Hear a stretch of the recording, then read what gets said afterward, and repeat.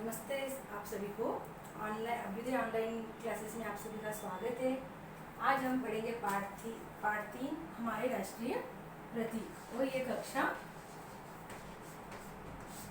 चौथी का है।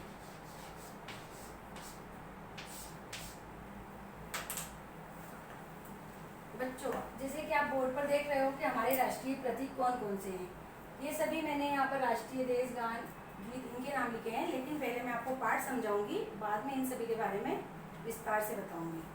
तो ये सभी हमारे राष्ट्रीय प्रतीक है और सबसे पहले हम भारतीय हैं तो हमें इनका सम्मान करना चाहिए।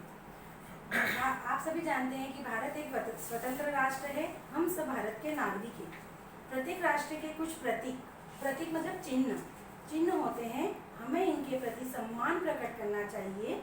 इन प्रतीकों का अपमान राष्ट्र का अपमान माना जाता है। कभी भी हमें इन प्रतीकों का अपमान नहीं करना चाहिए। सबसे पहले मैं आपको बताऊंगी हमारा राष्ट्रीय ध्वज। हमारा राष्ट्रीय ध्वज है तिरंगा। आप सभी ने तिरंगा तो देखा होगा। ये 3 रंगों का होता है और इसके बीच में एक चक्र होता है। तो आज मैं आपको तिरंगे के बारे में बताऊंगी। सबसे पहले इसके सबसे ऊपर जो पट्टी होती है वो केसरिया रंग की होती है। पहले जो तिरंगा होता है वो 3:2 में इसकी लंबाई चौड़ाई होती है। मतलब ये जरूरी है कि तिरंगे की लंबाई 3:2 में ही होनी चाहिए। फिर इसके ऊपर जो सबसे ऊपरी पट्टी होती है वो केसरिया रंग की होती है। अब केसरिया रंग त्याग और बलिदान का प्रतीक है, आप सभी जानते हैं। फिर बीच में जो पट्टी होती है वो सफ़ेद कलर की होती है और सफ़ेद कलर शांति का प्रतीक होता है। सबसे नीचे बच्चों हरे रंग की पट्टी होती है और हरे रंग की पट्टी समृद्धि का प्रतीक है। बच्चों, आपने देखा होगा कि हमारे राष्ट्रीय ध्वज में बीच में एक चक्र बना होता है और उस चक्र के अंदर 24 तीलियां होती है। तो चक्र की जो कमानियां हैं, मतलब जो लाइनें हैं, वो निरंतर हमें आगे बढ़ने की प्रेरणा देती रहती है। प्रगति की सूचक है कि हमें हमेशा आगे बढ़ते रहना चाहिए। और जो बीच में जो चक्र है बच्चों, ये अशोक स्तंभ जो कि हमारा राष्ट्रीय चिन्ह है, अशोक स्तंभ से जो चक्र है वह लिया गया है। अब आते हैं हमारे राष्ट्रीय प्रतीक। हमारा राष्ट्रीय प्रतीक है अशोक का सारनाथ स्तंभ। तो आपने जब राष्ट्रीय प्रतीक देखा होगा तो ये इसमें 3 शेर दिखाई देते हैं आपको। आप रुपया सिक्का नोट पर देखते हैं, आपको एक 3 शेर की आकृति का एक चिन्ह दिखाई देता है। तो बच्चों, ये असल में 3 शेर नहीं होते हैं, ये 4 होते हैं। एक पीछे की तरफ होता है जो हमें दिखाई नहीं देता और ये सभी पीठ मिलाकर खड़े हैं। इसके बीच एक चक्र बनाया गया है जो अशोक स्तंभ है। जैसे आप यहाँ पर बुक में भी देख रहे हो, अशोक स्तंभ है। इसके बीचों बीच एक चक्र बनाया गया है और यही चक्र हमारे तिरंगे में भी लिया गया है। इसके दाहिनी ओर जो अशोक स्तंभ है, इसके दाहिनी ओर वृषभ यानी कि घोड़ा और वृषभ यानी बैल और घोड़ा लिया गया है। और इसके ही नीचे सत्यमेव जयते जो हमारा राष्ट्रीय आदर्श वाक्य है वह भी हमने लिखा है। इसका अर्थ होता है कि सत्य की हमेशा विजय होती है। तो अभी मैं आपको 2 समझा चुकी हूँ, राष्ट्रीय ध्वज और राष्ट्रीय प्रतीक। अब हम आते हैं राष्ट्रीय पशु। तो हमारा राष्ट्रीय पशु है बाघ। तो बाघ का बच्चों वैज्ञानिक नाम है पैंथेरा टाइग्रिस। आप सबको याद रखना है क्योंकि जनरल नॉलेज में, सामान्य ज्ञान में यह प्रश्न पूछा जाता है। यह भारत का राष्ट्रीय पशु है। यह अपने आकर्षक रंग, विचित्र आकृति और शक्ति के कारण आदर का पात्र रहा है। बाघ की 8 जातियां होती है। भारत में जो जाति पाई जाती है उसे अंग्रेजी में बंगाल टाइगर कहते हैं। अब इनकी संख्या 4500 से ऊपर है, मतलब करीब 45,000 से इन रॉयल बंगाल टाइगर की संख्या इनसे ऊपर है। तो राष्ट्रीय पशु बाघ के बारे में भी जानना है आपने। अब हम आते हैं हमारे राष्ट्रीय पक्षी मोर। जैसा कि आपको ये मोर का पिक्चर दिखाई दे रहा है, यह हमारा राष्ट्रीय पक्षी है।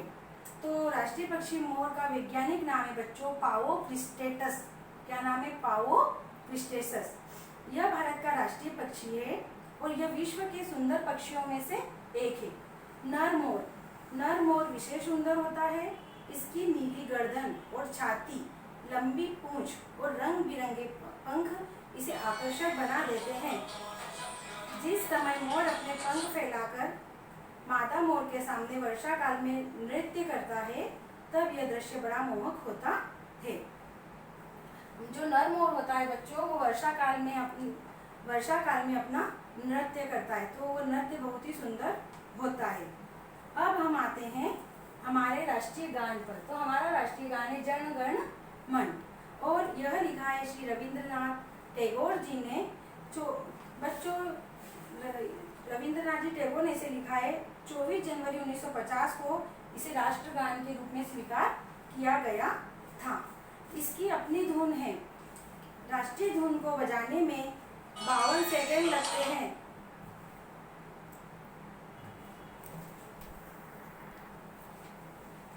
राष्ट्रीय गान जन गण मन श्री रविंद्रनाथ टैगोर जी ने लिखा है, और इसकी अपनी धुन है। इस धुन को बजाने में बच्चों 52 सेकेंड यानी कि 52 सेकेंड लगते हैं। और जो श्री रविंद्रनाथ टैगोर जी थे, इन्हें नोबेल पुरस्कार भी मिला हुआ है। अब हम आते हैं हमारे राष्ट्रीय गीत पर। हमारा राष्ट्रीय गीत है वंदे मातरम। वंदे मातरम गीत को बंकिम चंद्र चटर्जी ने लिखा था, और इस गीत की धुन को बजने में 65 सेकेंड यानी कि 65 सेकेंड लगते हैं। स्वतंत्रता आंदोलन के समय यह गीत बहुत अधिक गाया जाता था।